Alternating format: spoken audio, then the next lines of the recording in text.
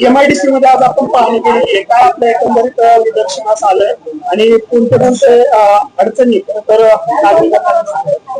एक आपण पाहिलं असेल, मागच्या आठवड्यामध्ये खासदार राजाभाऊ वाजे साहेबांनी जो प्रश्न विचारला होता, उत्तर जे आलं की साधारणपणे महाराष्ट्रातून गेल्या 5 वर्षात 35,300 इंडस्ट्रीज ह्या महाराष्ट्रातून बंद झाल्या आणि दुसऱ्या राज्यांमध्ये गेल्या किंवा इथे बंद झालेल्या. ह्याचा रोजगारावर किती परिणाम झालाय, दुष्परिणाम झालाय, हा आपल्या सर्वांना माहिती आहे.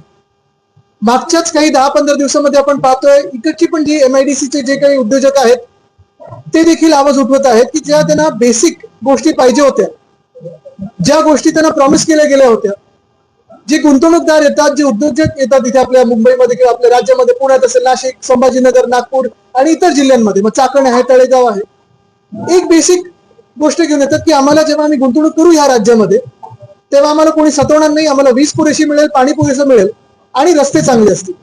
बाकी तसं काही जास्ती ते मागत नाहीत. पण हे सगळं होत असताना आपण पाहतोय इकडच्या स्थानिक लोकांनी आणि स्थानिक उद्योजकांनी जो एक विषय समोर आणलेला आहे तो हाच आहे की 20 उद्योग इथून हलायच्या मानसिकतेत आहेत. एवढ्यासाठीच आपण देखील माझ्यासोबत आता दौरा केला. भयानक परिस्थिती आहे रस्त्याची.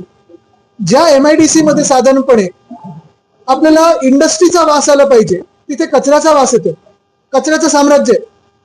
हा दौरा नियोजित झाल्यानंतर आपण पाहतोय कचऱ्याची सगळीकडे, आता पाणी कशाला नको तर थँक्यू, कचरा सगळीकडे आपण पाहतोय काढायचा प्रयत्न चालू आहे, जेसीबी लावलेले आहेत.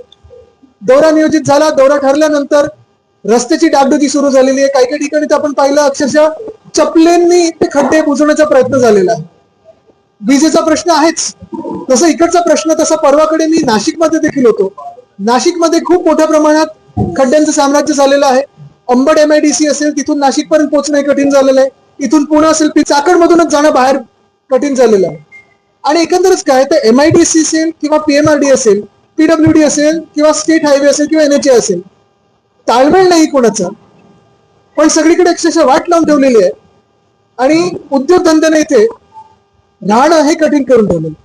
आज हा उद्योजकांनी आवाज उठवलेला आहे, कामगारांनी आवाज उठवलेला आहे. कदाचित उद्या उद्योग मंत्री येतात असं मला कळलं. मी आपल्या माध्यमातून त्यांना सांगत आहे की उद्या येऊ नका, उद्या रविवार आहे. एखाद्या वर्किंग डेला या, प्रोटोकॉल बाजूला ठेवा, सिक्युरिटी बाजूला ठेवा किंवा सायरन न वाजवता आपण फिरा, कारण आपली ही जबाबदारी आहे. किती वेळ कुठे कोण कोण ट्रॅफिक मध्ये अडकतं हे एखाद्या सामान्य नागरिकासारखं किंवा उद्योजकासारखं किंवा कामगारासारखं एकदा ह्या ट्रॅफिक मध्ये अडकून पहा, मग तुमचे डोळे उघडतील आणि मग काहीतरी बदलायला सुरू होतं. जे माझ्या कानावर येतं ते हे आहे, पीएमआरडी मध्ये फाईल पास करायला अंडर द टेबल खूप काही गोष्टी द्यायला लागतात.